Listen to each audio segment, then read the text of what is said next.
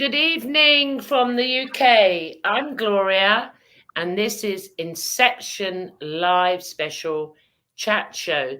This evening, I have a very, very special guest who's going to give us an amazing presentation, which I know nothing about.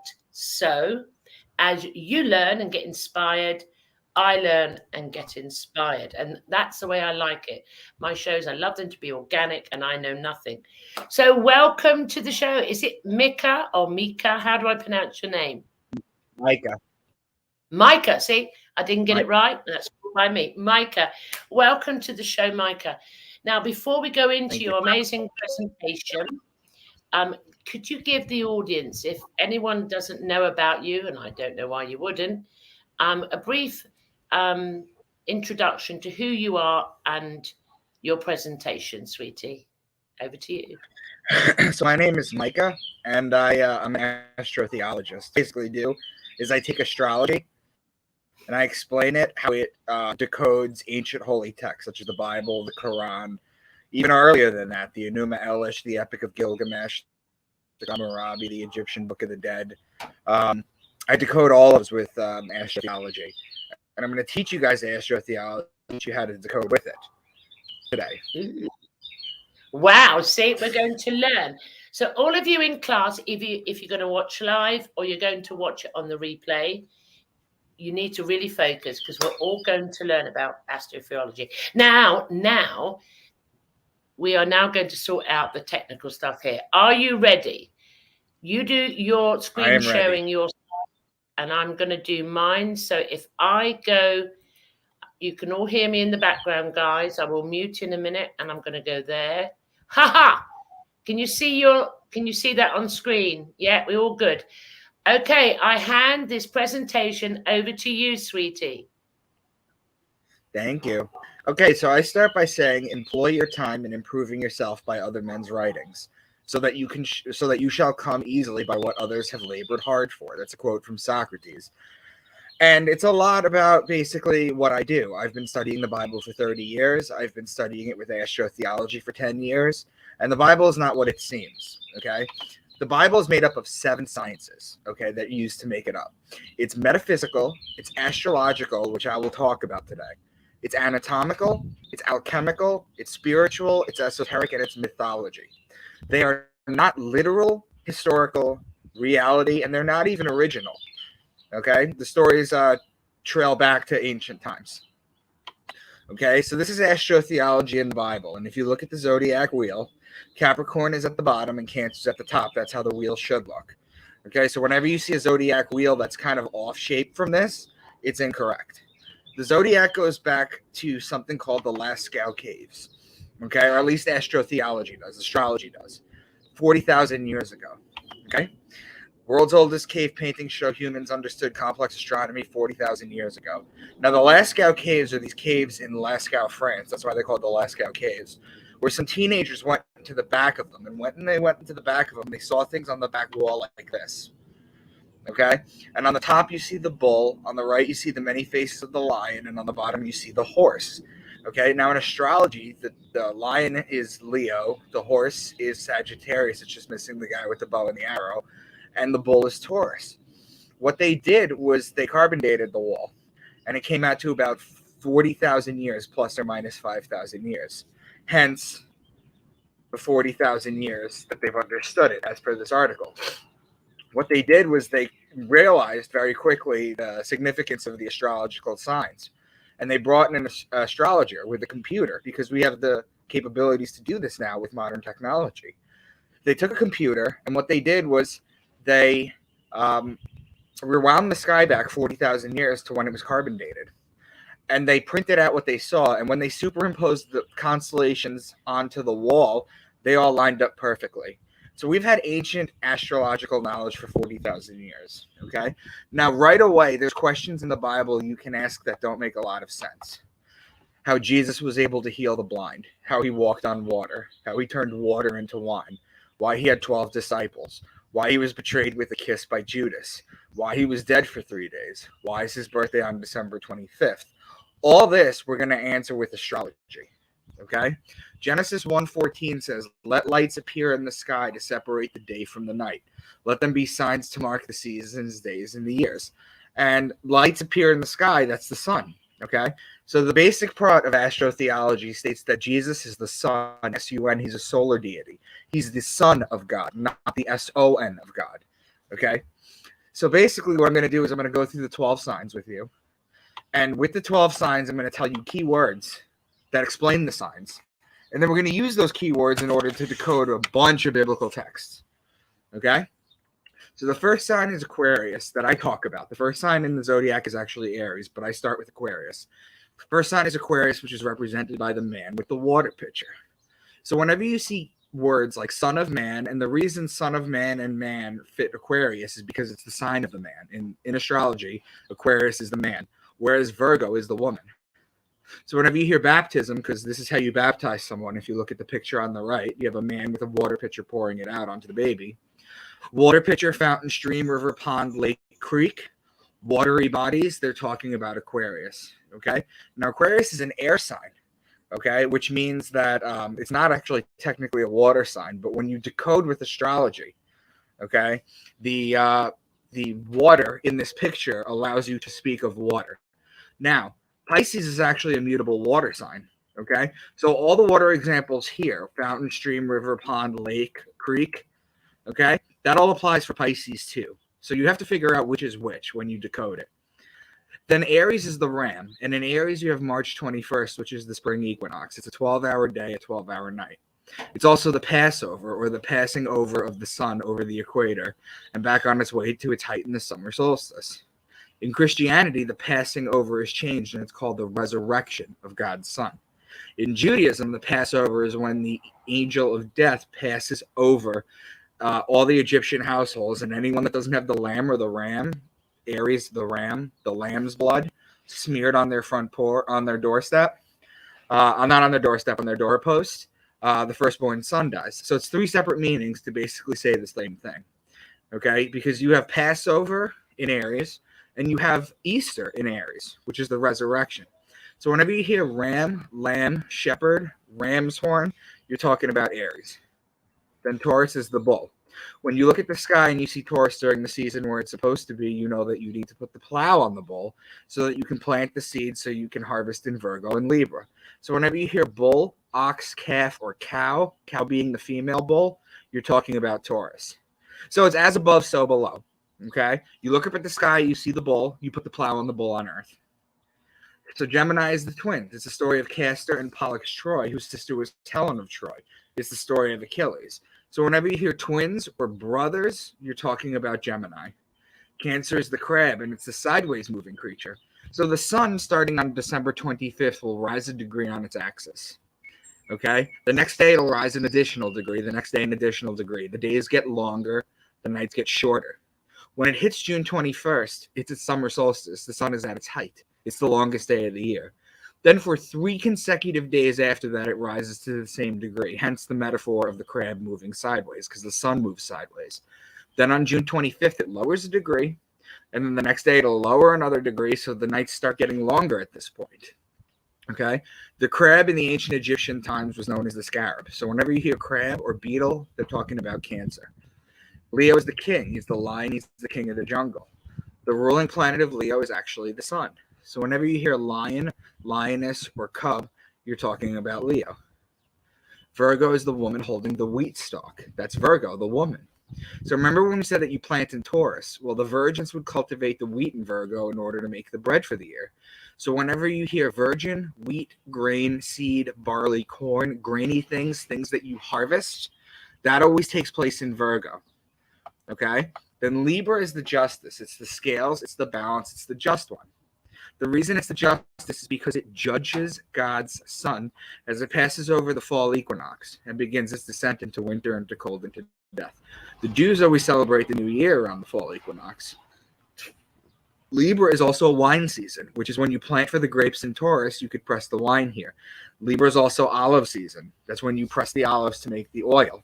So whenever you hear any law-based things, law, judge, judgment, justice, the just one, divorce, marriage, court, lawly things that get the law and the court involved, they're talking about Libra.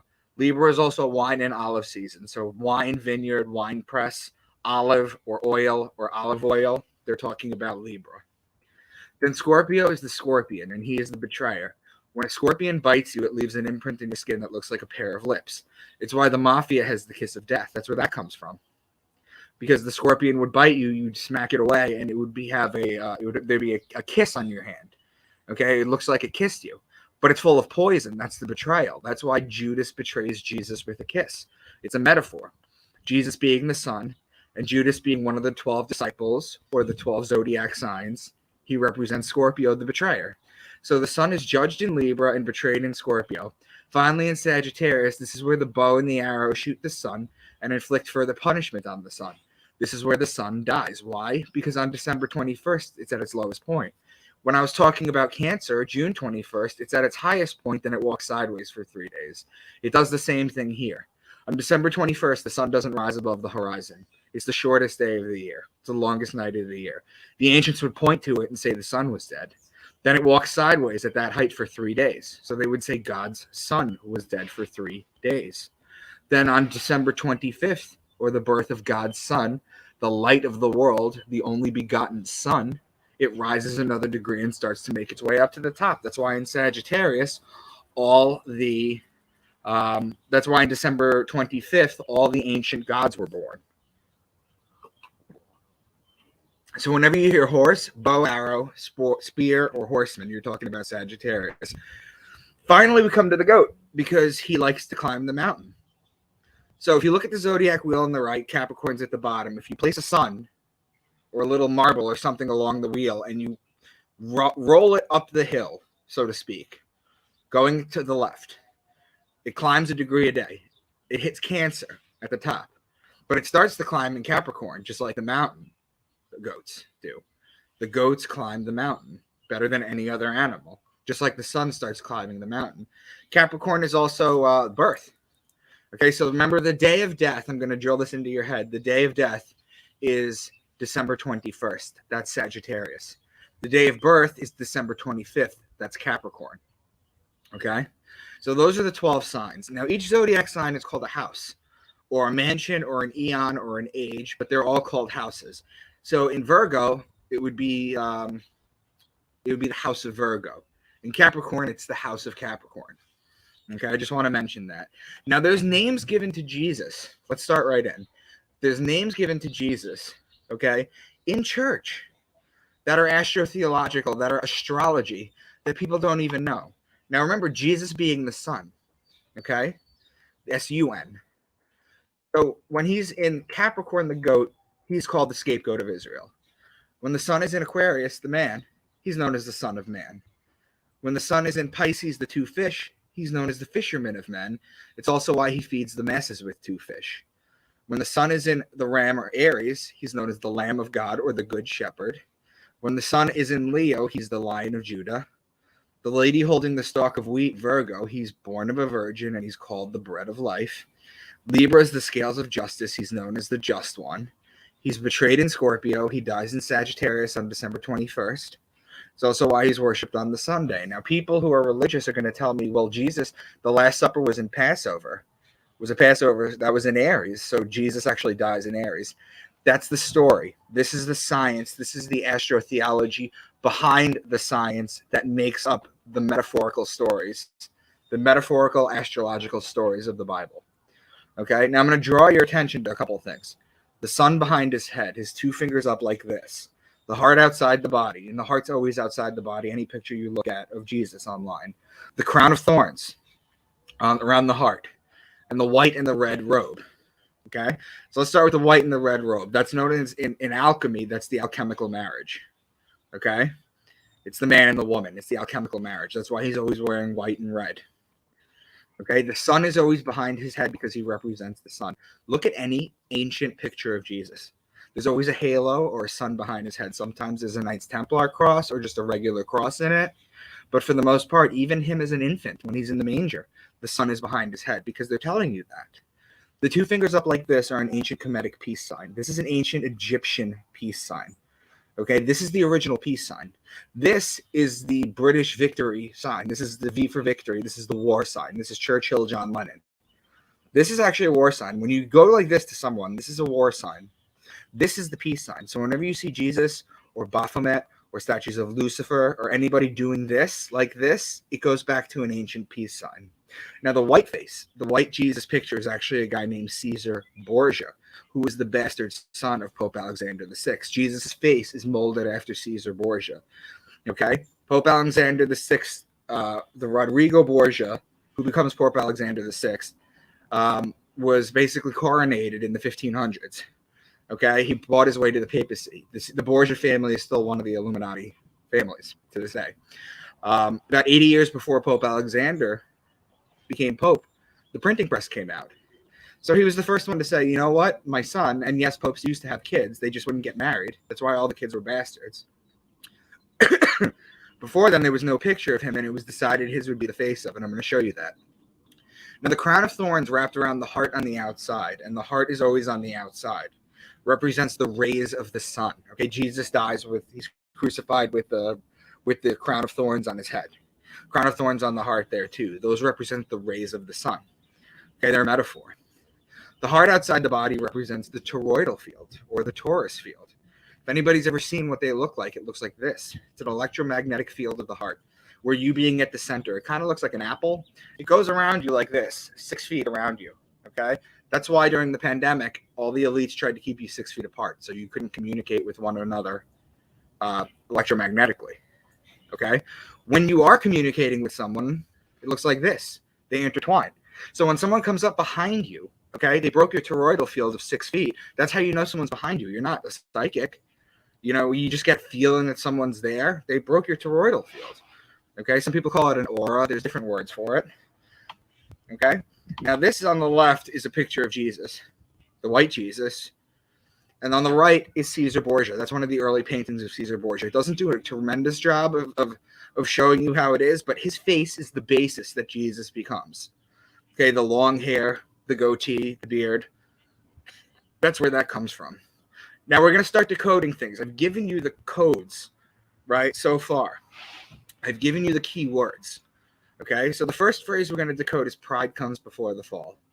Now, a lot of religious people will tell you that that means that if you become too boastful or too prideful, that what ends up happening is you're going to end up falling. You're setting yourself up for failure, which is how you take it literally. But when you decode it with astrotheology, you have a group of lions. They're known as a pride. Group of lions is called a pride. Pride is the lion. Lion is Leo. Leo is in July and August. That comes before the fall. That's how pride comes before the fall. The lions come before the season of the fall.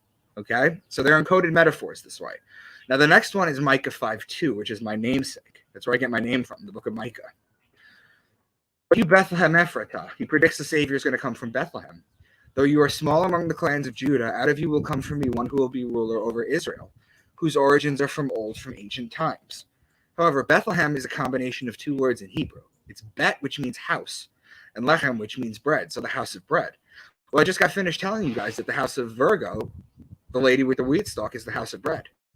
So when he's saying that the Savior will come from Bethlehem, what he's really saying is it'll come from the house of bread. The house of bread being Virgo, the virgin, so the Savior will come from a virgin. That's the encoded metaphor that you're supposed to pick up here.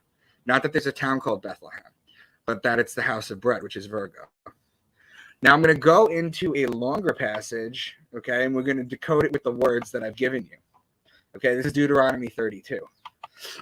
He gave them honey from the cliffs and olive oil from the rocky grounds. He gave his people butter from the herd and milk from the flock. He gave them lambs and goats. They had the best rams from Bashan and the finest wheat. They drank the best wine made from the juice of red grapes. But Jeshurun became fat and kicked like a bull. There's 8 signs here. Okay? Honey from the cliffs and olive oil from the rocky grounds. Olive oil is Libra. Remember, that's when you press the olives. He gave his people butter from the herd and milk from the flock. He gave them lambs. Well, lambs are Aries, the ram, and goat is Capricorn. They had the best rams, that's Aries again, and the finest wheat. Wheat is Virgo with the wheat stalk. They drank the best wine made from the juice of red grapes. You make the wine in Libra. But Jeshurun became fat and kicked like a bull. So the bull is Taurus, the bull. Now, there's 2 I didn't go over here yet. He gave them honey from the cliffs. Okay? In the sign Cancer, there's a group of stars called the Beehive Cluster. Okay, it's known as an asterism. It's a closely knit group of stars. That's where the honey comes from, metaphorically, the beehive cluster. And then the milk from the flock would come from the Milky Way galaxy. That's where the milk comes from, Milky Way. Okay, and the Milky Way galaxy has been called the Milky Way galaxy since the Egyptian Book of the Dead, which predates this by thousands of years. So yes, it was called the Milky Way galaxy. And the Milky Way galaxy center is in Sagittarius. So Cancer, we have the beehive cluster. To Sagittarius, we have the Milky Way galaxy. That's your land of milk and honey. It's a celestial metaphor. It's not a place on Earth. Just like all these are celestial metaphors. Now I'm going to show you how we break this down even further. Mount of Olives. Okay, so follow the zodiac wheel on the left. I put this up for a reason. Jesus led his disciples to the Mount of Olives after his last Passover so that he could teach them a few more things, pray, and then wait for Judas to betray him. While walking to the Mount of Olives, he gave the parable of the true vine. Passover takes place in Aries, which is on the left of the wheel. Now watch this. Mount of Olives. Olives are in Libra. Well, how do you get to Libra? It's literally across the zodiac. Aries and Libra are what's known as cross signs or opposing signs. Okay, Aries is connecting signs or Taurus and Pisces. Okay, you're always going to see a pattern of them talking about connecting signs or opposing signs, and I'm going to point that out every single time. So if this makes sense so far, Aries is Passover, and then the Mount of Olives, olives are in Libra, so you go across the zodiac wheel. Now you're in Libra. Okay, they're waiting for Judas to betray him. Well, I told you earlier that the betrayer was Scorpio. The Scorpio is the betrayer. So Libra to Scorpio, they're waiting for the next sign. While they're in Libra, he gives the parable of the true vine. Or you could say vineyard or wine press or whatever you want to call it, but wine is still in Libra. So you go from Aries to the cross sign to the neighboring sign. Okay, it forms a pattern. This is how we're going to decode everything. Genesis 1:7. And God made the firmament and divided the waters which were under the firmament from the waters which were above the firmament, and it was so. The firmament is the dividing lines between the zodiac signs. The firmament is not a flat earth dome, a dome over the flat earth. That's not what it is. You see the dividing lines between Aquarius and Pisces? Those are known as cusps. Those are known as handover dates. It's a 3-day period where one sign passes into another. Okay, the two waters that it's dividing are Aquarius and Pisces, as I mentioned earlier, the two waters. So this is a celestial metaphor. It's the waters which were under the firmament, so the top sign, okay, from the waters which were above the firmament. I'm sorry, bottom sign and then top sign. Okay? Revelation 4:7. Let's get into Revelation. The first living creature was like a lion. The second was like an ox. The third had a face like a man. The fourth was like a flying eagle. It's important to know that people think there's going to be a 4-headed animal that comes out during the apocalypse. Revelation 4:7. The first living creature was like a lion. That's Leo, the lion. The second was like an ox. Well, that's Taurus. The third had a face like a man. That's Aquarius. The fourth was like a flying eagle. So let me explain the eagle. In astrology, the scorpion is the belly-crawling creature. It's the lowest form of life on Earth. After the deception in the Garden of Eden, where the snake lost his legs because of the deception, he was made to crawl on his belly. It's a punishment. Crawling on your belly is a punishment. It's a low form of life on Earth. Now, the Scorpio's evolved form in astrology is the eagle, which is the highest flying form of life on Earth. So the eagle becomes Scorpio, okay? Or the Scorpio becomes eagle. So you have Leo, Taurus, Aquarius, and Scorpio. Those are the 4 fixed signs of the zodiac. Now watch this. Leo and Aquarius, those are opposing signs. Taurus and Scorpio are opposing signs. So watch this. Revelation 4:7. The first living creature was like a lion. The second was like an ox. The third had a face like a man. The fourth was like a flying eagle. Okay? If you read it just like that, you don't know what you're seeing. But if you connect them in the zodiac, they make that beautiful red X right through it. And they're the 4 fixed signs. Not only are they fixed signs, but the reason they're called fixed signs is because they're fixed in the season, right? So look at the zodiac wheel. Aquarius is in the middle of winter. Taurus is in the middle of spring. Leo's in the middle of summer. Scorpio's in the middle of the fall. It's the 4 fixed signs. Okay, so that's what that passage means. It's all astrology. So let me continue with another passage from Revelation. Revelation 12. A great sign appeared in heaven. A woman clothed with the sun, with the moon under her feet, and a crown of 12 stars on her head. She was pregnant and cried out in pain as she was about to give birth. Another sign appeared in heaven, an enormous red dragon, with 7 heads and 10 horns and 7 crowns on its heads. Its tail swept a third of the stars out of the sky and flung them to earth. Okay, there's people think there's going to be a dragon in the sky that's going to attack a pregnant woman. This is one of the signs of the apocalypse. But it's all astrology, guys. It's nothing to be feared. Okay, let me show you this. A woman clothed with the sun is the sun clothed in Virgo. It's just a metaphor. Okay, if the sun is in Virgo, the moon will be at her feet. So this one makes sense. You have a 24-hour day clock. Okay, you have 12 zodiac signs. So the sun spends 2 hours a day in each sign. It's just simple math. Now, if the sun is in Virgo, if you do the clock correctly, that's between 4 and 6 p.m. Okay, no matter where you are, the sun is in Virgo at 4 or 6 p.m. If the sun is out, the moon is at her feet. It's a metaphor. The moon is not technically at her feet. It's still up, but you can't see it. But it's a metaphor. If the sun is up, just like if the moon was up, they'd say the sun was at her feet, right? Then another sign appeared in heaven, an enormous dragon, okay? An enormous dragon. Its tail swept a third of the stars out of the sky and flung them to earth. The constellation on the left is the constellation Draco. That's the dragon. Look at its tail. Okay, it goes from Aries to Sagittarius, which is 4/12 of the signs or 1/3 of the stars out of the sky. That's how the tail metaphorically sweeps a third of the stars out of the sky because it's a third of the zodiac. Forgive me, it's an awful habit, I know. Matthew 10:16. Behold, I send you forth as sheep in the midst of wolves. Well, the sheep is Aries. And the wolf is the constellation Lupus, who borders the Libra line. Those are opposing signs. Remember, I told you the patterns. We're going to go through a lot of opposing signs and connecting signs to show you that not only are they randomly talking about the zodiac, but they're making patterns with it too. That's how you know it was done on purpose. I've given examples of astrotheology in the Old Testament as well as the New Testament. I've been accused of cherry-picking verses from the Bible to prove a point, which I'm sure some of you are probably saying, yeah, pretty much. So let's take a much longer passage and see if we could decode it as well. Okay, let's go to the book of Job. Okay, what I'm going to read you guys is the point in Job where Job is just sitting down and he cries to God and God answers him. Now, the first sentence that I read you is going to be what God says. And the second is going to be what he means. God starts by saying, can you lead forth the Mazzaroth? Now, the Mazzaroth literally translates to the zodiac. That's a direct translation. So the first thing he says is, do you know your zodiac? Mazzaroth over time becomes Mazalot, which survives in Judaism today as Mazel Tov, which means good fortune or good from the stars. That's what it means, good fortune from the stars. So what is the Lord's challenge to Job? He says, can you bind the chains of the Pleiades? Can you loosen Orion's belt? Those are two open and honest questions about metaphorical speaking about the zodiac. Not the zodiac, the constellations. Okay, but then he says, can you bring forth the constellations in their season or lead out the bear with its cubs? So the constellations are the zodiac above, and the bear and its cubs. Have you ever heard of Ursa Major, the Great Bear, or Ursa Minor, which is part of the Big Dipper? The bears. Who can tip over the water jars of heaven? Well, that's simple. That's Aquarius, the man tipping it over. Do you hunt to prey for the lioness and satisfy the hunger of the lions? That's a Leo. Who provides food for the raven? That's the constellation Corvus, which means raven and borders on Virgo. Do you watch where the doe bears her fawn? That's Mriga, meaning deer, which is located in Orion.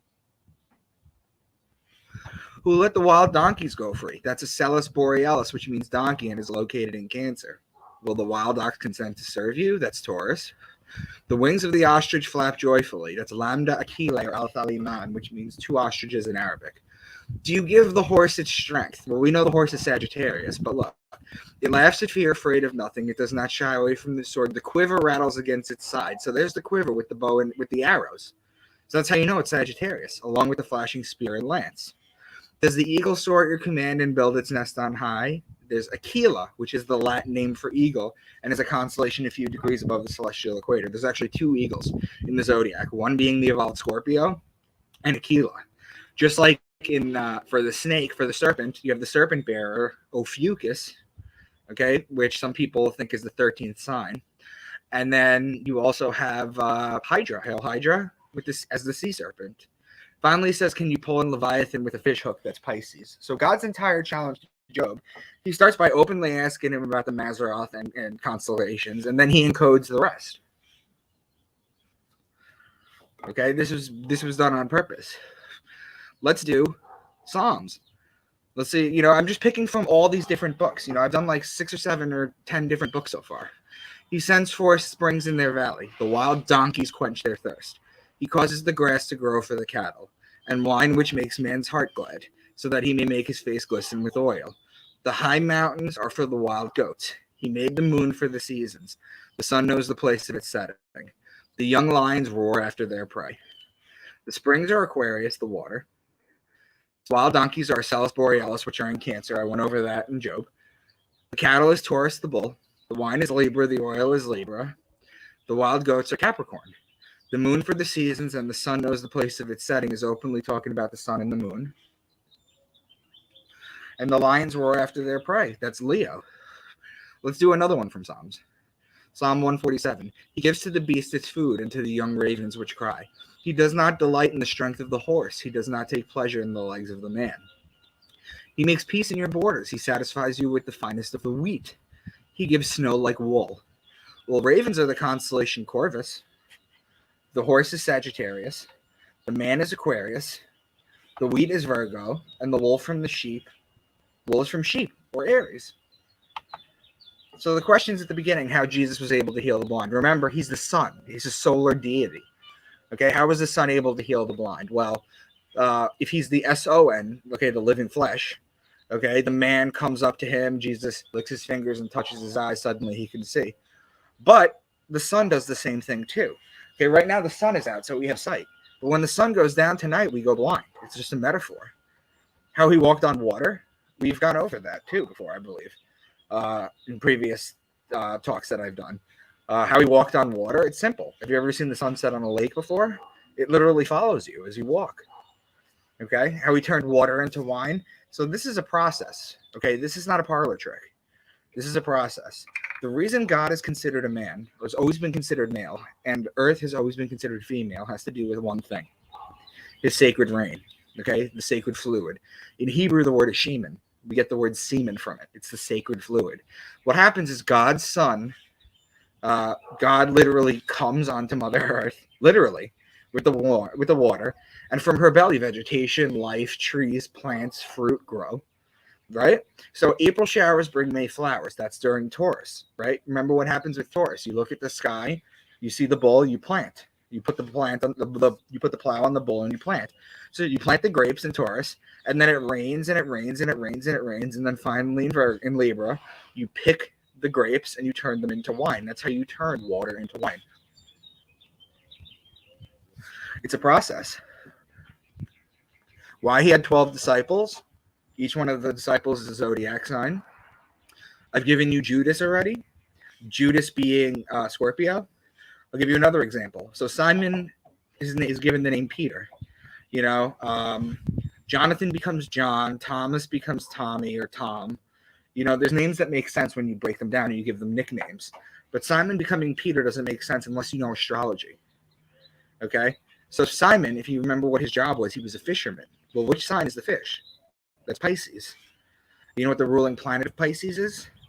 It's Jupiter, or Jew-Peter. So Simon becomes Pisces.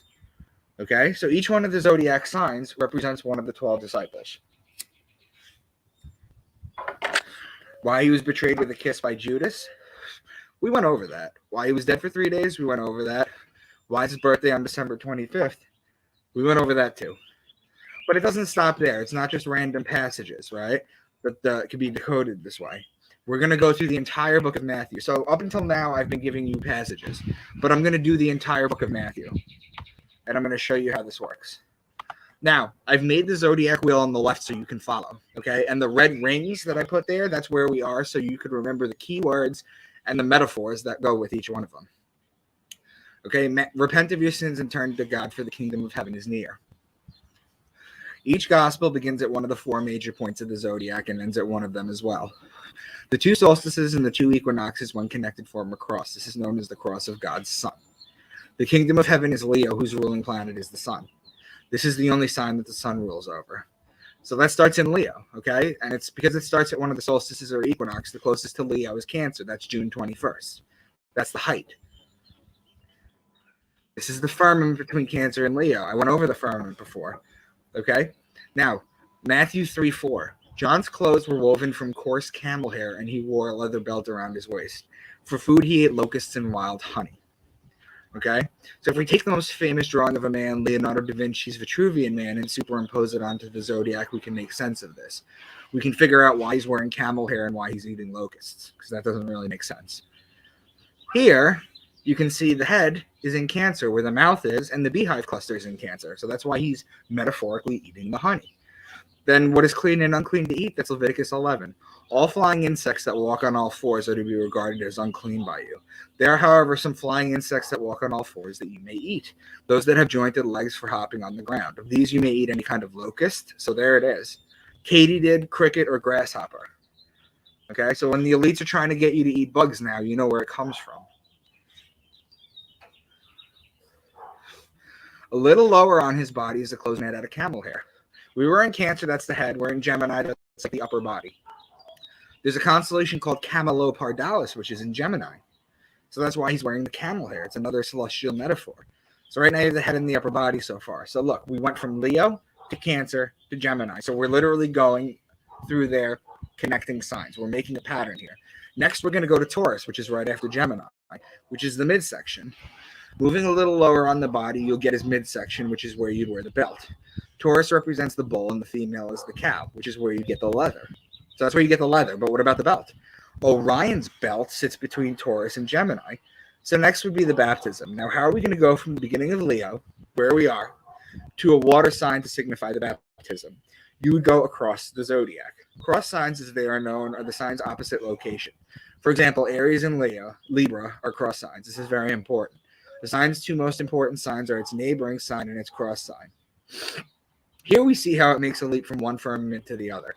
Okay, so we're touching Aquarius. Okay, we're touching both Aquarius and Capricorn. So there could be a passage about a goat. There could be a passage about a birth. Remember, December 25th is in Capricorn, the birth of everything. Or Aquarius, which is water. So when you're in a firmament, you can talk about either side. But because we're touching Aquarius, right, this is personified as John the Baptist with the water. It's important to note, too, that John the Baptist and Jesus are always exactly 6 months apart. When you think about the fact that Jesus is born on December 25th and rises a degree a day, then that must mean that John the Baptist is born on June 24th and decrease a degree a day. This is why in John 3:30, John says, he must increase, but I must decrease. It's also why St. John's Day is exactly 6 months to the day of the birthday of Jesus, or June 24th. That's how you know this, because they tell you. Look at any Catholic calendar. Now, the next story is the temptation of Jesus, so we're going back to the Cancer Leo firmament. He's tempted for 40 days by the devil. Well, this is really simple. We're at July 24th, the firmament. What is 40 days from July 24th? You just count 40 days. That takes you to September 2nd. September 2nd is right in the middle of Virgo, the lady with the wheat stalk, the bread, remember? What's the next passage? Matthew 4:3. If you are the Son of God, tell these stones to become loaves of bread. Here we see mentions of the bread that tells you that the sun is in Virgo. The next passage, Matthew 5:17-22. I did not come to abolish the law, and if you are even angry with someone, you are subject to judgment. Well, the law and judgment is Libra. Remember the guy with the scales? So you're going from Leo to Virgo from Leo to Virgo to Libra.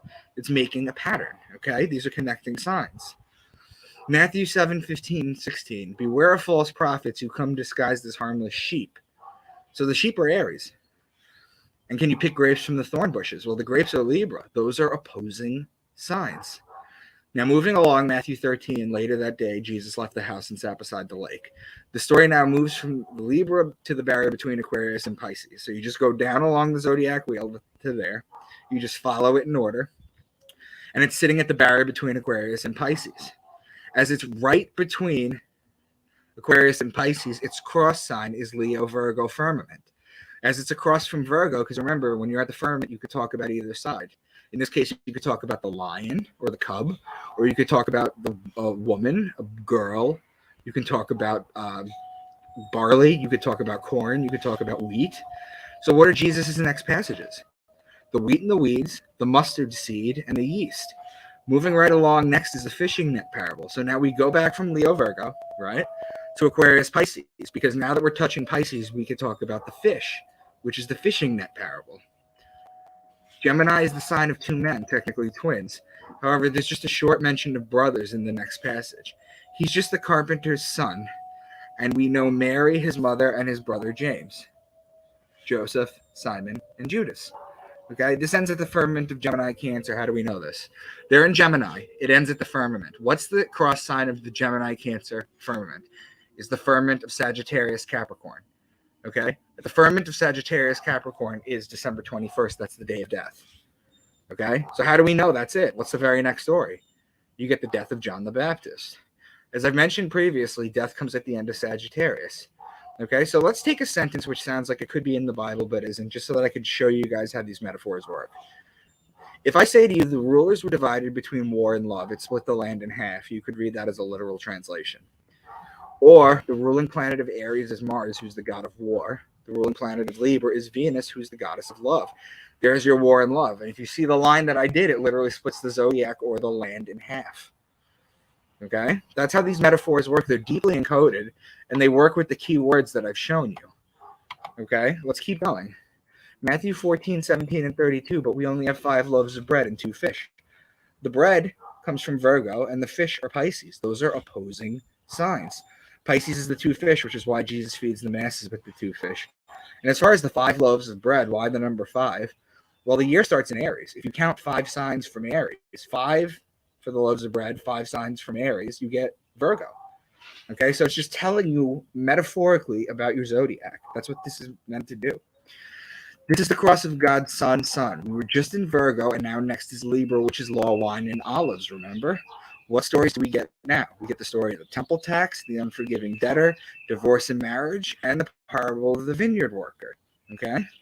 The next is Scorpio, the betrayer. This is where Judas betrays Jesus with a kiss. And then after, so we go from Libra to Scorpio. The next sign is Sagittarius. What happens in Sagittarius? You have December 21st, the day of death. Here's where Jesus is crucified. Okay, so that's the book of Matthew, guys. I'm showing you how this works. Now I'm going to show you a couple more things. Jesus disappears at 12 and comes back at 30. This has been a subject of great debate, but the answer is actually quite simple. Okay? What happens to a young Jewish boy at the age of 12? He becomes bar mitzvahed. He becomes a man. So Jesus becomes a man and leaves to study. He starts his ministry at 30. But why? The ancient Jewish religion has roots in Saturnalia worship before it. That's why their day of rest is on the Saturday or the Saturn day. Saturn has the rings. That's why men wear wedding rings, because it goes back to when they had to pledge their fidelity in front of their god, which was Saturn. You know, women have to wear earrings. Back in the day, it was only women that wore earrings, and they'd have to get their ears pierced because they were told that they had to listen to their god and the rings of Saturn. Okay? So why 30? Saturnalia worshippers said that you were not allowed to become a teacher until Saturn came back to the point it was at when you were born. It just so happens Saturn takes 30 years to come back. Now, the sun tells the hour of the day. The moon tells the day of the month. The zodiac tells the month of the year. Okay? It's a perfect calendar that our ancestors spent thousands and thousands of years figuring out and then deeply encoding our holy books with it. Okay? Because this is the sacred science. This is the original science. This is what they wanted to preserve. You know, for Jesus says, for those who have ears to hear and eyes to see, or eyes to see and ears to hear, that's what he's talking about. He's not talking about understanding my metaphors. He's saying, can you read this book the proper way? So Moses goes up to get the 10 commandments, and when he comes down, he sees them worshiping a golden calf. Well, what's more likely?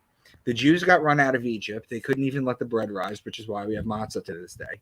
They rushed to the desert with the clothes on their back, but happened to carry enough gold between all of them, found welding equipment in the desert, and built a giant statue. Or the sun is the golden part, and the calf is the bull or Taurus. They were worshiping the sun in Taurus. Okay, whereas they're the Jews, the people of Aries. Okay, the Jews are the people of Aries. The Egyptians are the people of Taurus. You look at many hieroglyphs. Well, we'll get to that.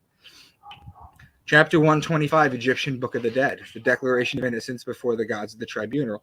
This is where the 10 Commandments come from. Remember I told you that the Bible is not original? O swallower of shades, who came forth from Kernet, I have not slain people. Thou shalt not kill. O doubly evil one, who came forth from the Berserite, no, I have not had intercourse with a married woman. Thou shalt not covet your neighbor's wife. O he who prospers the common people, who came forth from Asiut, I have not cursed a god. Thou shalt not take the Lord's name in vain. This is where the 10 Commandments come from. Order the book, crack it open, and read it for yourself. I only gave you 3 examples here, because it's all that fit on the slide. But now let's go to this. The ancient Egyptians used to worship the sun in Taurus. Hieroglyphics of the bull with the sun between its horns. They were the people of Taurus. Now, they start to fade. The Egyptians fade in numbers, and the Jews come up in Aries. Okay? That's why they blow the ram's horn to the sky. That's Aries, the ram. They blow the ram's horn during the holidays. Okay? That's ram worship. Okay? And the Jews, after the age of Aries, they start to fade, and the Christians come up in Pisces. That's why they have the Jesus fish, as shown below, right there. It's the center of the two circles. The Jesus fish is also known as the Swastika Pisces. Okay? John 21. So Simon Peter climbed back into the boat and dragged the net ashore. It was full of large fish, 153, but even with so many, the net was not torn. Okay? Why 153? That's such a random number. Well, in numerology, 153 breaks down to 9. That's a sacred number. But that's not really it. If you look at the Swastika Pisces, okay, its mathematical denomination is 247 over 153. So the ancients knew all this ancient science. They just deeply, again, you have to really understand this deep encoding and how they did this. Okay? Now, the Egyptians faded after Taurus. The Jews faded after Aries. The Christians, right? We're in the age of Aquarius now. In 500 to 1,000 years, they're going to fade too, because it's a new sign. It's a new religion. We're in the age of Aries now. I mean, we're in the age of Aquarius now. Okay? And look what happens. One World Religion headquarters set to open next year. Right there. Okay? Every new zodiac sign gets a new holy book and a new religion that takes the world. Okay? Genesis 32:30. And Jacob called the name of the place Peniel, for I've seen God face to face and my life is preserved. So Peniel becomes pineal. Okay? The eye of Horus on the left. Looks exactly like the pineal gland on the right. This is a sagittal cut of the human brain. So basically, you slice a brain like this, or cut the body like this, open it up like this. Right in the middle, that's the pineal gland, and that brow ridge, the eyebrow ridge, right? That's the corpus callosum of the brain. Okay? Now, everybody knows about the pineal gland. Everybody knows that it's the seat to your soul, that it's where DMT is produced, right? It's where melatonin is produced. That's where your soul comes in. In many Buddhist traditions, 49 days is the total mourning period, with prayers conducted every 7 days across 7 weeks. These Buddhists believe that rebirth takes place within 49 days after death. It just so happens that with modern 3D, on the 49th day of gestation, the pineal gland becomes visible in people. So how did these ancient people know this? Now, what I want to do, let me take a sip, hold on. What I'd like to do is talk about hell and Satan and Lucifer and try and demystify it, because people are terrified of it and there's nothing to be scared of. Hell is known as the flaming inferno. Okay? But let me ask you a question. How do we detect pain? The nervous system.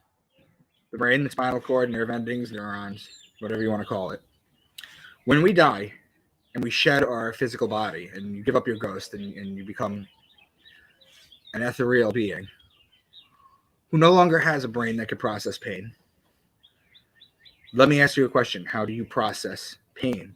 How are you going to burn for eternity if you don't have the things on you anymore that process pain? You can't. The truth of the matter, what they don't want to tell you, is it's been inverted and perverted. Hell is actually winter. Hell is actually winter. The idea of a fiery pit where you burn for all eternity is ridiculous when you think about it logically. Hell is actually winter on Earth. Why? It's cold. The vegetation and beautiful flowers and plants are dead. The trees shed their leaves and bear no fruit. It's freezing cold out. People tend to get sick more often. Dangerous animals, if they're not hibernating and starving and scrounging for food, it's dangerous for humans. Okay? Remember Dante Alighieri's The Divine Comedy? This is Satan in hell. It's frozen. The Italian word for winter is inverno. If you flip a letter and pervert the meaning, inferno, you get the concept of hell. This is Dante's Alighieri. So what happens is Satan is in a frozen lake, and his wings are flapping so hard that he can't unfreeze it. So Dante knew hell was winter, okay? And he got in trouble for it. Okay, there is no hell. You're not going to be punished. Okay, the Bible is a basic 7 sciences, but mostly astrotheology. Okay, hell is not real. Now, let's talk about Satan and Lucifer. Satan does not exist. He's not a red devil with a tail or a pitchfork. In fact, the earliest paintings of him in the 900s, he was actually blue. That's where in America you get the Duke Blue Devil basketball team from. The Hebrew word for Satan is Hashatan, which literally translates to adversary. So in proper context, two competing sports teams are Satans to one another. That's it. That's what Satan means. Satan is not a title. Lucifer, he is known as the light bringer. Genesis 1:3, and God said, let there be light. Well, how could there be light without the light bearer, light bringer? Lucifer is immediately mentioned in the Bible, if not by name, but by action and purpose. Lucifer is actually also known as the morning star. The morning star is also known as the planet Venus. The reasoning is because if you go out as the sun's rising in the morning, okay, and you look above, just as it peaks over the horizon, okay, and you look above it, there's a bright light right above the sun every morning. That's Venus. It announces the arrivals of God's sun in the light of the world. Now, Lucifer is also known to have a pentagram. That's his symbol. Continuing with Lucifer as Venus, if you follow Earth and Venus's orbit around the sun in a year's time, they almost connect at 5 points. You connect that, you get the pentagram. This is what it looks like. Okay, so again, all astrology, all astrotheology, all astronomy, that's what we're talking about. There's nothing to fear about Satan. There's nothing to fear about Lucifer. There's no hell where you're going to go and burn if you don't act right. Okay, that doesn't mean that you shouldn't be a good person. It just means that you're being scared for no reason. Okay, and what I tell people I like to do is I like to free them from religious guilt. In all my podcasts I've done, that's what I tell people. Now, this is the rudimentary phallic symbol, the original penis, so to speak. It's known as the spear. This is the rudimentary sign of the womb, the chalice. It's known as the feminine. This is the Star of David. It's the joining of the two. It's a hermaphrodite, so to speak. It's sex magic. And there's more sex magic in the Bible that you think. This is a faithful blueprint of King Solomon's temple. I'm going to leave it up for a minute to see if you guys can see something. Okay? It's an overhead view. Okay? It's important to note that Solomon is not a name of a person. It's a combination of 3 words for the sun. Sol, or sun in Latin. Om, or sun in Buddhism, and On, which was the city of light in Heliopolis. That's why when you go into a bedroom, you have to turn the lights on still, because it goes back to that. Sol, Om, On. It's 3 words for the sun. Okay? The Bible, what it does is it retells different metaphorical, magical stories about what the sun does. Okay? This was created using sex magic. Now, Yakin and Boaz represent the testicles from the above view. The porch is the base of the penis, the holy place is the shaft, and the holy of holies is the head. The ark or the hole of the penis is where the DNA information Torah is stored. The store chambers represent the female womb, and the 2 entrances to them represent the fallopian tubes. Now, when you look at it, you can see that the overhead view literally looks like a rudimentary penis going into a vagina, because that's what it is. It was based on sex magic. What about the story of Samson and Delilah? How is that the sun? Okay? Samson, the word Samson, okay, in Hebrew is Shimshon, okay, which literally translates to little son, okay? Delilah, the root of Delilah is Lila, which means night. If you're Jewish and you tell somebody that you're going to sleep, you're going to say Lila Tov. Lila Tov. That means good, Tov, good, night, Lila, okay? That's what you do, okay? So you have the night and you have the little sun. Okay? What is the story? It's a story of Delilah, that she cuts Samson's hair, which cuts his powers. He ends up having his eyes gouged out and he's blind. Okay? This is just a metaphor for the sun dying at night because it's being chased to the underworld, as it was with Horus and Set. Okay? This is a story of the night overtaking the sun, and then the sun coming back and being raised every morning. Okay? It's just a deeply encoded metaphor. Okay. Incidentally, Set in the Egyptian times, that's why we have a sunset. Okay. Now, what about Jonah in the body of the whale? In Hebrew, the words are dagadol, which translate to great or giant fish. Okay. He's in it for 3 days. It's the 3 days you see recurring in the Bible over and over again. The sun walking sideways for 3, like the crab for 3 days. Daniel in the lion's den. It's a story revolving around 2 astrological signs: Daniel the man, Aquarius, and the lions, which are Leo the lion. In the zodiac, those are opposing signs. What about Abraham and Sarah? Abraham's name was Abram before he was made Abraham. Abram is a combination of 2 words: Abba, which means father in Hebrew, and Ram, which means ram, father of the people of Aries, the Abrahamic religion. Okay. Abram goes back to Brahma. Sarah goes back to Saraswati. Okay. It's influence from the Hindus. Okay. So these are not original stories, guys. The Noah's Ark. That goes back to the Epic of Gilgamesh. Okay. Lot and Lot's wife in Sodom and Gomorrah. In the ancient times, people were paid with salt. It's where the word salary comes from, salt. Why? Because it preserved the meat. And when you killed a cow and you didn't eat it one day, it would go bad. Salt kept it viable for longer. There was no refrigeration back then. Salt was the highest currency, aside from gold and silver. So when she turned into a pile of salt, you have to think about it like when she turned to look, it was like leaving Las Vegas with all the debauchery and then turning into a pile of money on the floor or at McCarran Airport. Now, if you don't think this was taken this way in the past, there's a town in Israel called Megiddo, which a 3rd century church was founded under another church. It's one of the oldest churches known to man. It's from the 200s. In the center of the floor is the mosaic of the 2 fish Pisces. See, they knew Jesus was that. See, this was in the 200s. This was before Constantine united everybody under literal Christianity, okay? Which he did in the year 325 at the Council of Nicaea, okay? But back then, before then, Christians were known as Helionostics. That was the word for them. And Helios in Greek means sun. And Gnosis means knowers. They were sun worshippers, sun knowers. Okay? Constantine had a nephew named Julian the Apostate, who, a few years after Constantine died, tried to bring everyone back to sun worship because he knew what it really was. And he got an arrow in his back for it. Megiddo is also the root of the word Armageddon, which is where the war on earth and the rapture is supposed to begin. America was not founded as a Christian nation, guys. And the day will come when the mystical generation of Jesus, by the Supreme Being as his father in the womb of a virgin, will be classed with the fable of the generation of Minerva and the brain of Jupiter. That's Thomas Jefferson in a letter to John Adams. What influence, in fact, have Christian ecclesiastical establishments had on civil society? In many instances, they have been upholding the thrones of political tyranny. In no instance have they been sent as the guardians of the liberties of people. James Madison. Now, this one's my favorite. The Christian religion is a parody of the worship of the sun, in which they put a man named Christ in the place of the sun and pay him the adoration originally paid to the sun. This is Thomas Paine. The founding fathers were in their late teens and early 20s when they wrote our country's laws. Imagine that. Imagine our modern day education system. The founding fathers, I know a lot of you are in England or in the UK, but for America, you guys follow our politics. I'm familiar with that. My sister actually just moved from Winchester, I believe, to Dublin. The country was not founded as a Christian nation, and these 20-year-olds knew it. Modern day public education has dumbed down society so much. This is why they kept church separate from politics at the time. Let's go into some other things to show you how deep astrology goes. You have the swastika. I know everybody's terrified of this thing.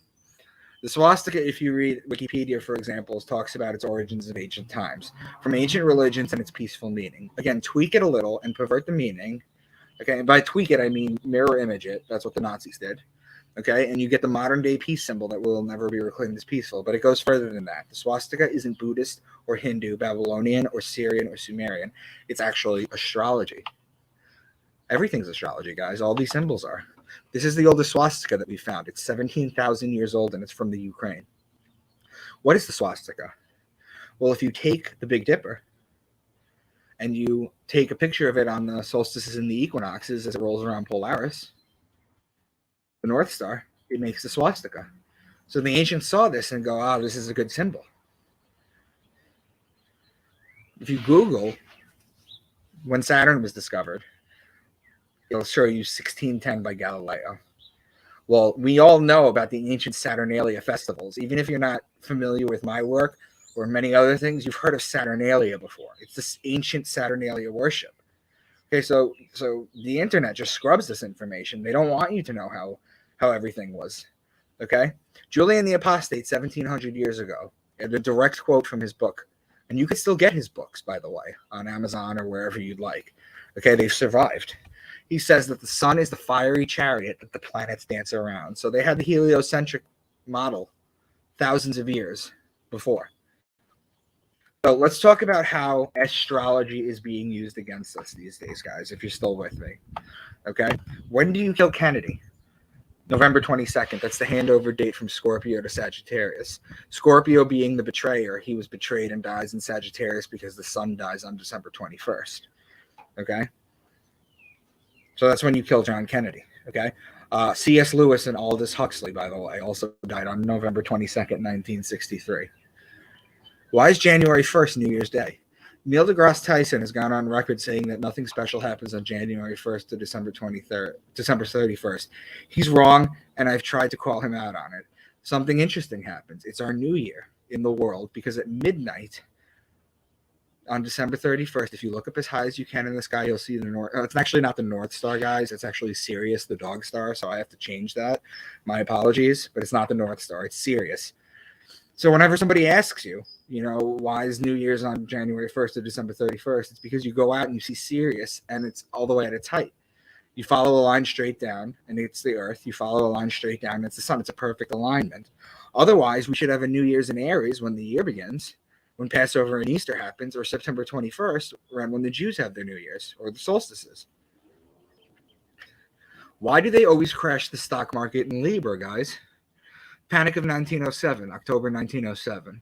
The Wall Street crash of 1929, October 24th, 1929. Handover date to Scorpio. Black Monday, October 19th, 1987. Friday the 14th mini crash, October 13th, 1989. Stock market downturn of 2002, October 9th, 2002. That's when they crash the stock market, guys. It's in Libra. They always do it that way. Libra is the judge, the judgment, the just one, if referring to Jesus. Our way of living is being judged in Libra. Coincidentally, one of the largest point gains. They're in Aries, which is Libra's opposing sign. These are the largest daily point gains. Okay? The sun is on its way up instead of down like in Libra.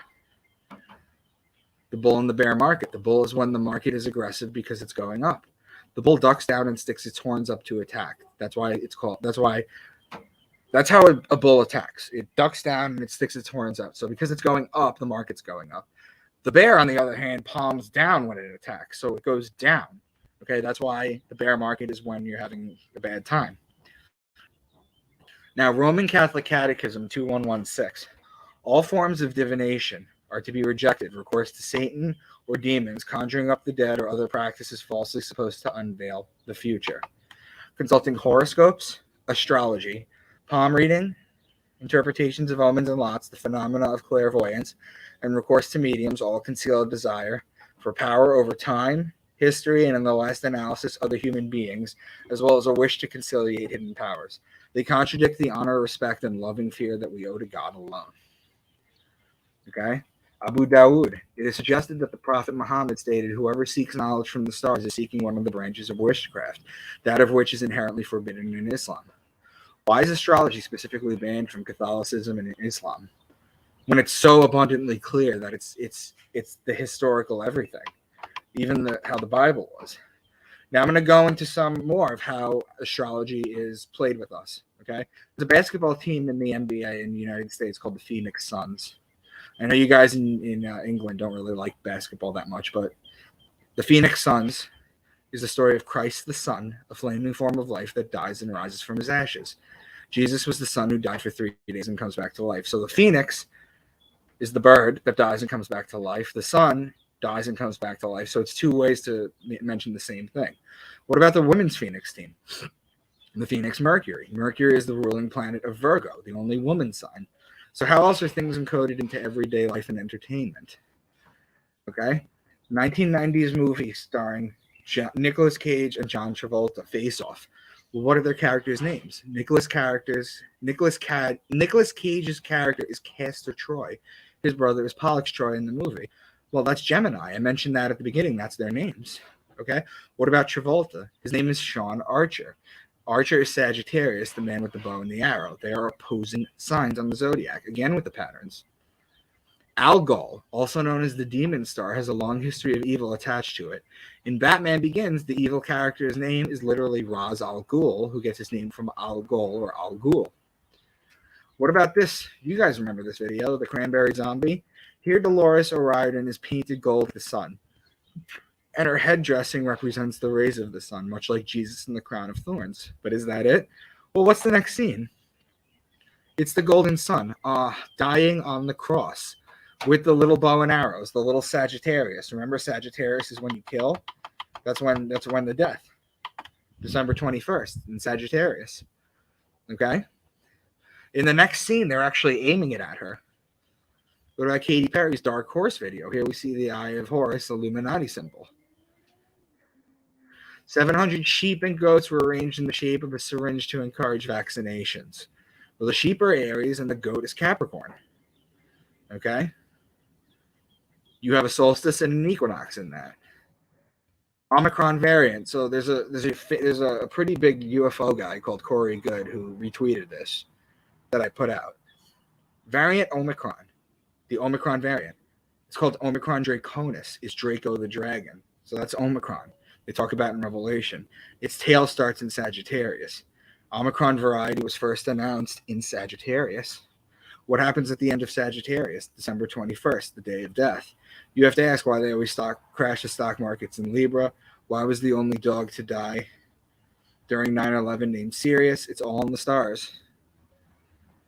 Modern things revolving around astrology. Mermaids. Stories of mermaids. It's a combination of the man sign Aquarius or the woman sign Virgo and the fish sign Pisces. Aquarius and Pisces are connected. Virgo and Pisces are opposing signs. Bullfighting and bull riding. Aquarius the man and Taurus the bull. Jousting. That's just two Sagittarius is headed towards each other. Lion taming. Aquarius the man and Leo the lion. Those are opposing signs. Fishing. Aquarius the man and Pisces the fish, connecting signs. Virgo the woman and Pisces the fish, they are opposing signs. Always with the patterns, guys. That's how you know that it's what it really truly is. Okay? Now, homosexuality in the Bible. I couldn't leave this out. Everyone knows about Leviticus 18:22. However, what is really said there?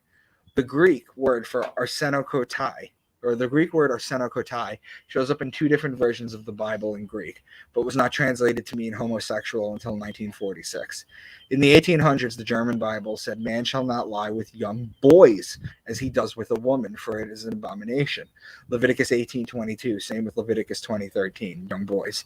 1 Corinthians, the word arsenokotai, and it's important to mention, too, that the Bible was written in Hebrew, right? But everyone at the time, back then, knew that if you were an intellect, you wrote and read in Greek. So 1 Corinthians becomes boys molesters will not inherit the kingdom of God. If you were to grab Martin Luther's original German translation from 1534, they used the word Nabenschänder. Naben is a boy, Schänder is molester. The first time homosexual appears in German translation is in 1983. Okay, so it's a mistranslation that has caused so much issues throughout the world. Okay, so many issues throughout the world, and it's just nonsense. Now, these are books that I have done. I've decoded the book of Matthew with you guys. I've done some of Revelation, but I've done the whole book of Revelation. The book of Enoch, Jubilees, Gospel of Thomas, Mary Magdalene, Melchizedek, Philip, Judas, the Secret Gospel of John, the book of Psalms, Gospel of Q. Books not biblically related, which are still broken down with astrotheology. Emerald Tablets of Thoth, the Enuma Elish, the Epic of Gilgamesh, the Code of Hammurabi, the Quran, the Egyptian Book of the Dead. Okay? Now, I want to just jump into the Quran is the same way, too. I don't have time to get into the Quran today, but I will explain one thing, the 72 virgins. Right? That's what they all do it for, the 72 virgins. There's a star called 70 Virginis, which borders Virgo. That's the 70. Then there's one virgin in Virgo. That's 71. Plus the virgin that you marry on Earth. That's 72. Those are the 72 virgins. Again, it's all astrology. Okay? And there would be plenty of less loss of life if people would just realize this. Now, I do have a book series that talks about all this stuff. Not to sell myself right now. But topics in my book series are gematria, etymology, numerology, astronomy, astrology, astrotheology, out-of-body experiences, the Akashic records, symbology, remote viewing, religious secrets, capstones of the pyramids, mystery school channelers, near-death experiences, DMT monitoring, lucid dreaming, acoustic levitation, physics and quantum physics, psychotherapy, psychology, spiritual guides, and shared dreaming, crystal technology, conspiracies that not many people know about, and secret societies. These are all interwoven into my book series. I have 6 out so far. My last 2 are coming out. I have a publicist. We've already turned the first book into a screenplay, and we're pitching it to producers in the UK, in the US, and in Canada, starting next month, actually. And the books have been selling well. I'm on Twitter at Real Mr. Dank, spell out Mr. I'm on Facebook and Instagram at Micah Dank if you want to friend or follow me. I also sell signed copies of this. But basically, I like to end with this. My point, once again, is not that these ancient people told literal stories and we are now smart enough to take them symbolically, but that they told them symbolically and we are now dumb enough to take them literally. It's my favorite quote because it's so true. That's what it is. Okay? Plus, I had this from someone else, too. One of my fans sent me this. So essentially, the Bible is just a big farmer's almanac, survival guide, verbal astrological map that reads like a compilation of grim fairy tales, or grimoires, correct. Basically, given the rundown of the growth season from start to finish and over again, with the final reward being open chakras and enlightenments. And that's basically what it is, guys. That's my first presentation. I have a ton of other ones, but I just wanted to just go through that with you and see what you guys thought, I guess. Ah, wow. Can you see me? Can you see me? Yes, darling. Bloody hell. I feel like I've just fast-tracked through 3 years of university, okay? That was just amazing. I mean, I'm going to have to rewatch my own show, maybe a few times. I mean, as you start, oh, bloody hell. As you started off, I was, and then you started going, and then I had, no. And then when I saw it through the whole, I know you've reduced the presentation because I've got another appointment later on this evening. Oh my God, that was absolutely fantastic. I mean, bloody hell. I mean, anyone watching this on the replay, you really need to stop and pause and taking everything that's been said and check everything yourself. Do your own research. How long have you been doing this? I've been doing this now 9 to 10 years. Oh my Lord. I mean, I kept saying, I'm going to ask him this, I'm going to ask him this. But then I thought, no, because you then sort of explained it. And then every question that was coming up. So I've got an overall one-off, I think, because I'm still digesting this. I mean, like, you know what I mean? Yeah. Why was this all done? That's the question, isn't it? Yeah. I'll explain it to you. I'll tell you why it was done.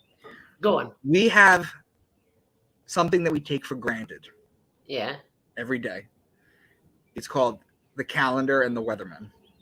Yeah. We take that for granted. I'm looking at my computer right now. It's 3:13 p.m. in New York. It's a beautiful day. It's March 15th, so I know it's a little chilly. I can know all this before I even leave my house. I could turn on the weatherman and tell me when it's going to snow. The ancients didn't have that. They had a sundial. They would look at the sky. The ancient Egyptians would look at the sky. Horus was the sun. He would take 12 steps across the sky. They would look at the sun to see what time it was. They would have to know when to plant. If you Taurus the bull, if you missed it, you weren't gonna be able to harvest at the end of the year. You know, incidentally, the bread is Virgo, the wine is Libra. That's the bread and the wine. Those are the symbols of Christianity. They basically encoded this because for thousands of years. Think about it this way: if we have a nuclear war and we all go back to like caves and hunting and gathering again and starting over, we'd have to know like which plants we can eat. We'd have to know which berries are poisonous, which ones are medicine. We'd have to learn everything all over again. Okay, the first thing we would have to learn is our year. We would have to learn our because you can't just winter can't just sneak up on you. You die. Yeah. They make a big thing of it in Game of Thrones. Winter is coming, right? But it's true. That's how it was back then. Winter is coming. We take for granted the calendar, okay? But that's what they had to do. And it goes back even further than the Bible. It goes to the Egyptians. It goes to the Sumerians. They all encoded it the exact same way. Yeah, I'm aware. I'm aware of the Egyptian one. So okay, so I've now manifested another question. It's still going in because I've got like boom, boom, boom, boom, boom.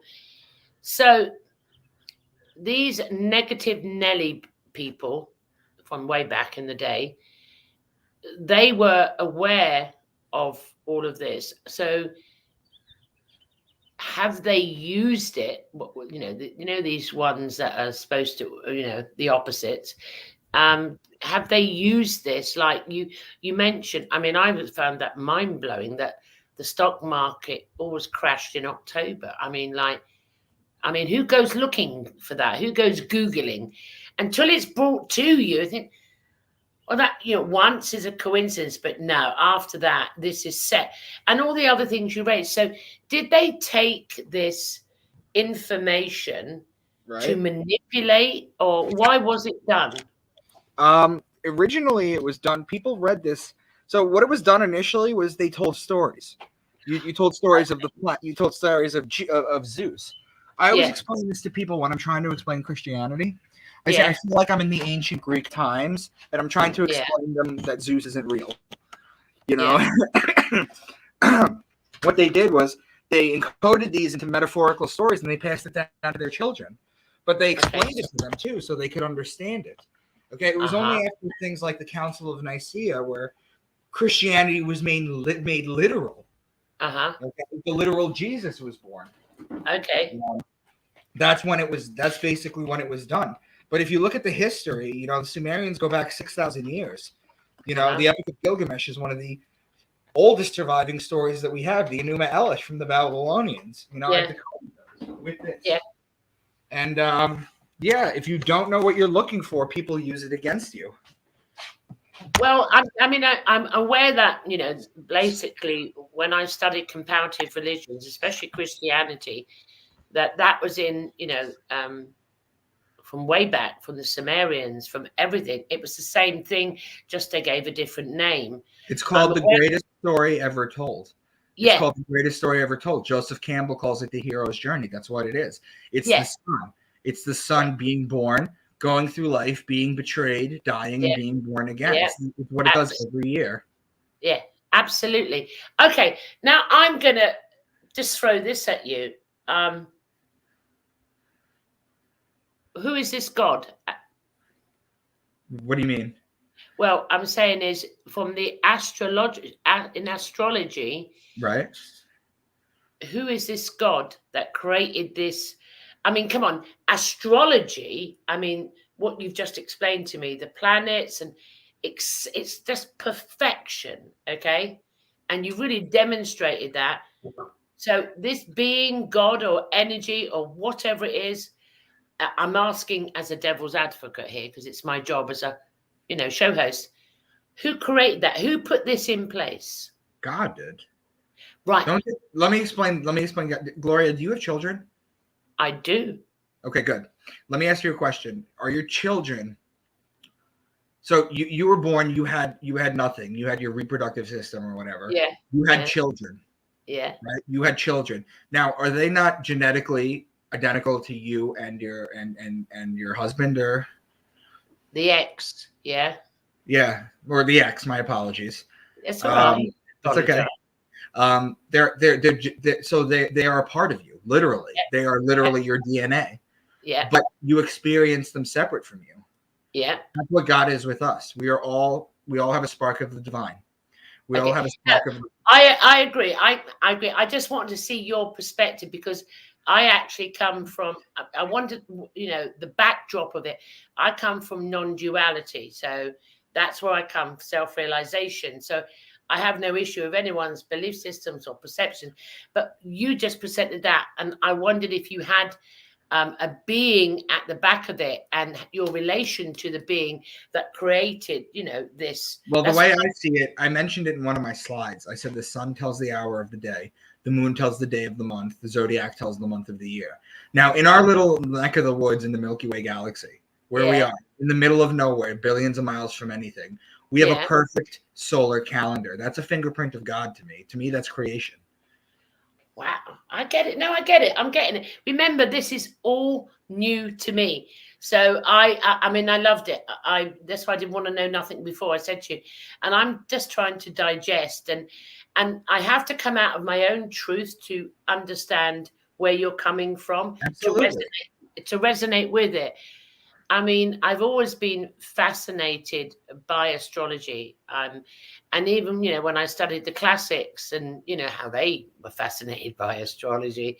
And I remember when I used to study how astrology did come into a way of life. And I used to question, well, back in the day, like you said about we can do the weather, when did they know to do this stuff? And how did they know this? And how did they know that? And really, you have, I mean, for me, it's not computed yet, but you've sort of put it all into one presentation of, and I got to say about when these people were assassinated, and you even nailed it on that, when it has to, so back in the day before we had internet and all of that, I'm going to ask these questions. I'm enjoying myself now.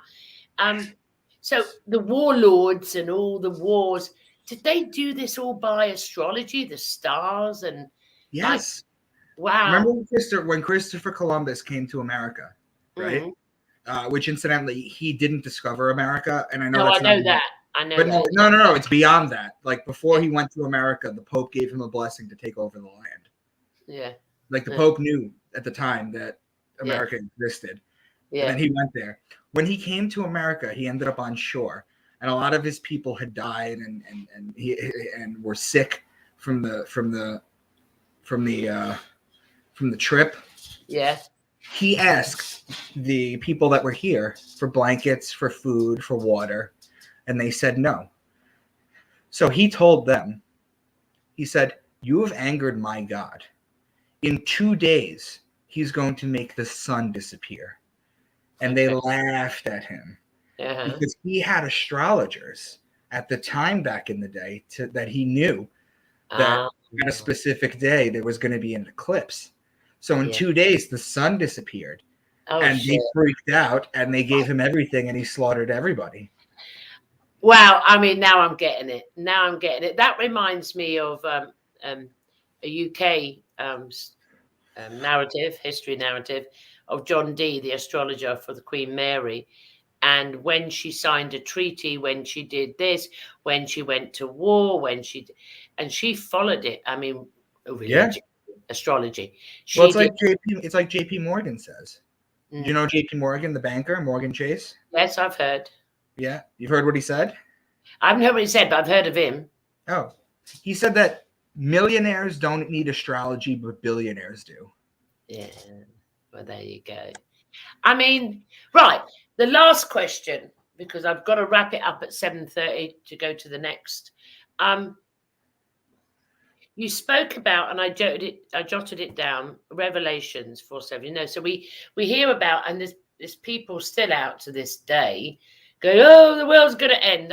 It's not my truth. So, but this God that you follow, your truth, your God, right, did the astrology. I don't know the terminologies. I'm a novice here. Bear with me. Did all the signs of the zodiac, and you brought in, when you said like the apocalypse, and the apocalypse actually means when this and this and this and this and this comes together. Okay, so say when the zodiac for astrologists like yourself show all of this, what's going to happen? Well, it doesn't really work like that. You have to understand too, the people that put the Bible together, are the same people that are ruling today. Oh, well, yeah, that's true. They're the same. The people that wrote the Bible are the same people that are ruling it today. So you have to understand. It's important to understand that it's not that we're fulfilling prophecy from a divine book. Yeah. It's that humans wrote a very complicated book. Okay.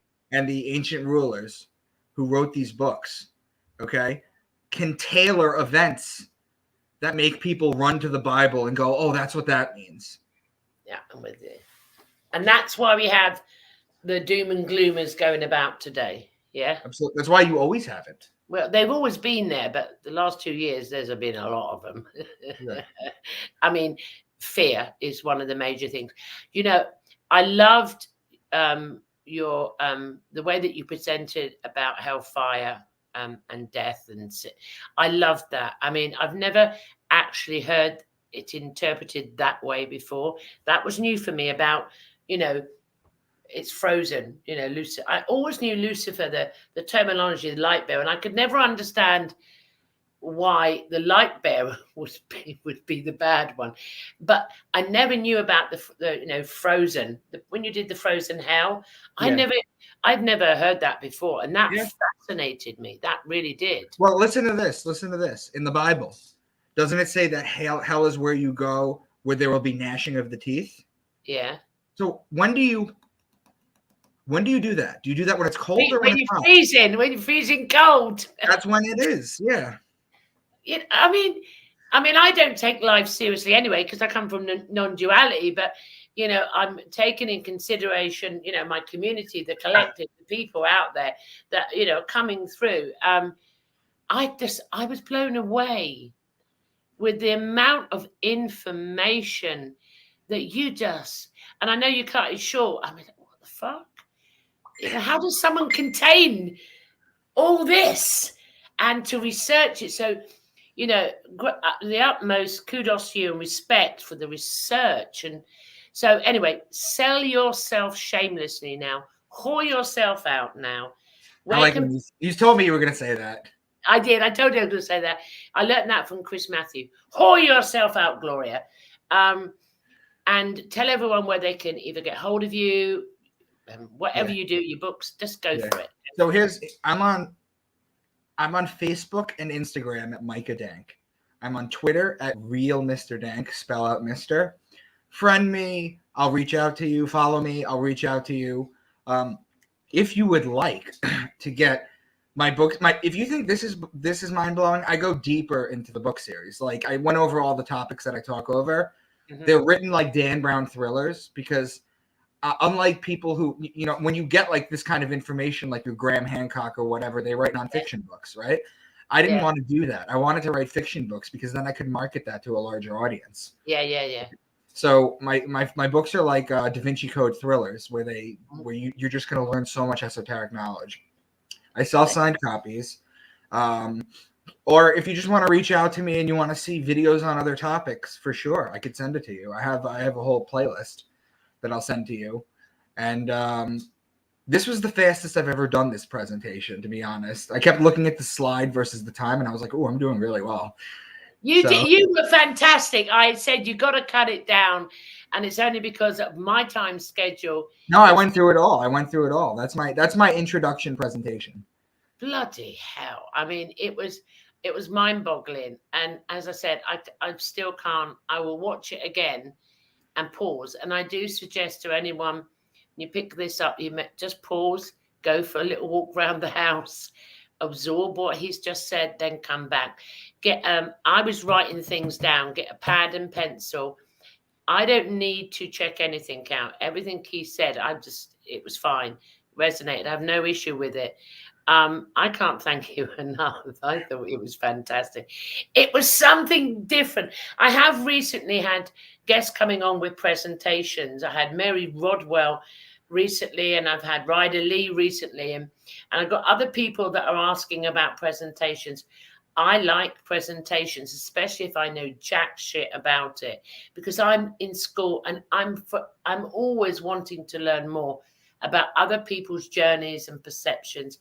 And I tell you what, sweetie, I'll get you back on the show in the future, but not with a presentation. I'm going to get you back on the show, and I'm going to have a conversation with you and your hero's quest, your journey. Absolutely. And I'd love to do that, and how it got you to this place. I would love that very much, Gloria. Oh God, that's going to be fantastic. So guys, watch this space, because he's coming back to share his journey. his journey, his hero's journey, and yeah, kudos. I love that. That was fantastic. Everybody, I'm Gloria. This is Inception. Nearly said open minds then. I've got so many broadcasts. This is Inception live chat show. And he's smiling. Yes, he's smiling. He's so handsome when he smiles with his beanie hat on. I'll try again and be professional here. I'm just blown away tonight. I'm Gloria. This is Inception live chat show. Until the next time we meet, thank you. Bye, guys.